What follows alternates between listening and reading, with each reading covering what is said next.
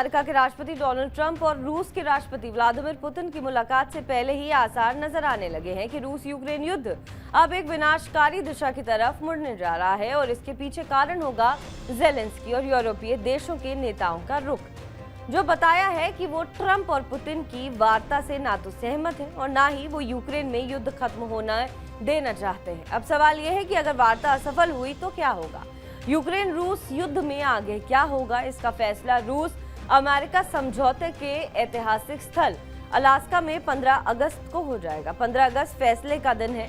यही वो दिन है जब पुतिन और ट्रंप की मुलाकात एक इतिहास गढ़ेगी। पुतिन की शर्त पर राजी ट्रंप क्षेत्रों की अदला बदली पर मुहर लगाएंगे। यूक्रेन के भविष्य से जुड़ा जो फैसला उन्हें करना होगा वो एक डील के रूप में पुतिन से बैठकर ले लेंगे, लेकिन इसी फैसले से दो द्वार खुल जाएंगे। पहला द्वार होगा यूक्रेन और यूरोप में शांति की स्थापना, या फिर दूसरा द्वार होगा यूक्रेन से यूरोप तक बारूदी विनाश।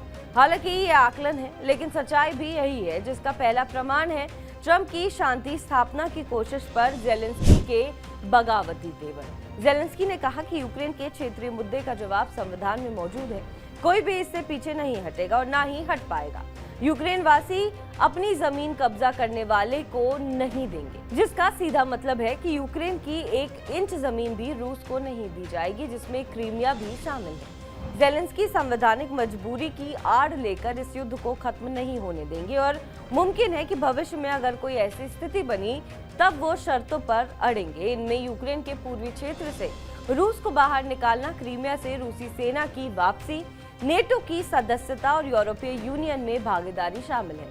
हैरान करने वाली बात यह है कि ज़ेलेंस्की के इस फैसले को यूरोप ने भी हरी झंडी दे दी है, जिसका प्रमाण है ट्रंप पुतिन की बैठक से पहले ब्रिटेन में नेटो देशों की बैठक, जिसमें यूक्रेन भी शामिल हुआ था। इस बैठक में पुतिन की युद्ध विराम योजना पर एक प्रस्ताव लाया गया था, जिसमें पूर्वी यूक्रेन पर रूस के कब्जे को अस्वीकार कर दिया गया है। इसके अलावा युद्ध विराम के लिए पुतिन की किसी भी शर्त को मानने से इनकार किया गया है। यहाँ तक कि ट्रंप पुतिन की बैठक से ज़ेलेंस्की को दूर रखने का भी विरोध किया गया है। यूरोप का यही प्रस्ताव न सिर्फ ट्रंप से बगावत का संकेत दे रहा है, बल्कि इस जंग को भड़काने का सबसे बड़ा प्रमाण बन गया है। ऐसी जंग जिसमें रूस को ट्रंप से हमले की अनुमति होगी, बल्कि एटमी हथियारों के इस्तेमाल पर भी सहमति होगी। यानी ज़ेलेंस्की अपने ही फैसलों से पुतिन और ट्रंप के टारगेट पर आ जाएंगे। ट्रंप से बगावत पर ज़ेलेंस्की फिर घिर जाएंगे। अब ट्रंप के पास एक्शन के लिए सबसे बड़ा कदम है मदद पर रोक, जिसमें यूक्रेन के लिए जारी की गई सैन्य मदद बंद हो सकती है। अगर ज़ेलेंस्की ट्रंप के समझौते से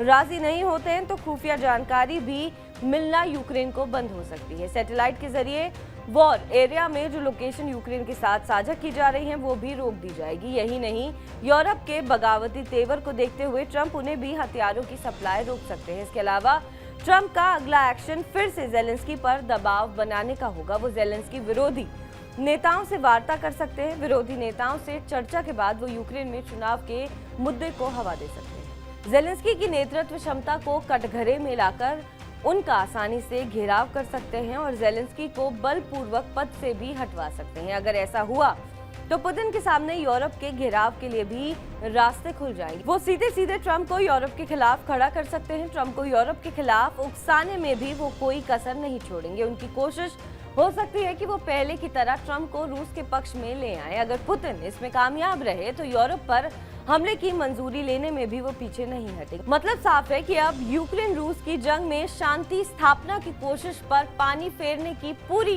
कोशिश शुरू हो गई है, जिसमें ट्रंप के खिलाफ यूक्रेन और यूरोप की बगावत अहम कदम साबित होने वाली है। तो क्या अलास्का वार्ता असफल हो जाएगी, और ये वार्ता असफल हुई तो क्या होगा?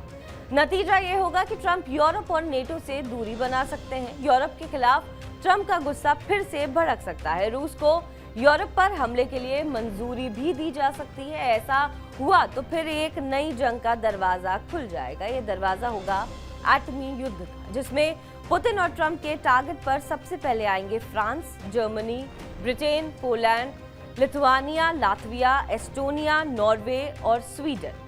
यूक्रेन में युद्ध जारी रखने में इन देशों का ज्यादा हित है, और सिर्फ यही नहीं, इस हित से ज्यादा ये देश अमेरिका के खिलाफ सीधे सीधे बगावत के मोर्चे पर खड़े नजर आ रहे हैं, जिसका प्रमाण है यूक्रेन के युद्ध में शामिल प्राइवेट मिलिट्री कंपनी के सैनिक, जिसके आधार पर एक्सपर्ट्स ने भी कई दावे किए हैं। दावा यह भी है कि अलास्का में ट्रंप और पुतिन की मुलाकात खतरनाक दौर ला सकती है, क्योंकि ट्रंप का अपनी सरकार और समाज पर नियंत्रण नहीं है। वो खुद 2 बार हत्या की साजिश से बच गए। ऐसे में पुतिन पर हमले का खतरा भी बढ़ गया है। दावा है कि हमला कोई अमेरिकी नहीं बल्कि किसी देश की प्राइवेट मिलिट्री कंपनी कर सकती है। ठीक ऐसे ही चेतावनी रूसी खुफिया अधिकारियों ने भी जारी की है। किरिल दिमित्रिव के मुताबिक ट्रंप पुतिन की मुलाकात में कुछ देश बाधा डाल सकते हैं। ये वो देश है जो यूक्रेन रूस के संघर्ष में रुचि रखते हैं। इसमें चौंकाने वाली बात यह है कि इन आशंकाओं के बावजूद पुतिन अलास्का जाने के लिए तैयार हैं। ट्रंप भी पुतिन से मुलाकात के लिए उतावले हो रहे हैं, जिसका कारण साफ है कि अगर इन दोनों नेताओं में से किसी को भी कोई क्षति पहुंची तो यूक्रेन न्यूक्लियर तबाही से दहल जाएगा और दुनिया का भूगोल भी बदल जाएगा। बहरहाल हमारी इस रिपोर्ट पर आपका क्या कुछ कहना है, हमें कमेंट करके जरूर बताएं। बाकी देश विदेश की तमाम बड़ी खबरों के लिए आप देखते रहें TV9 डिजिटल।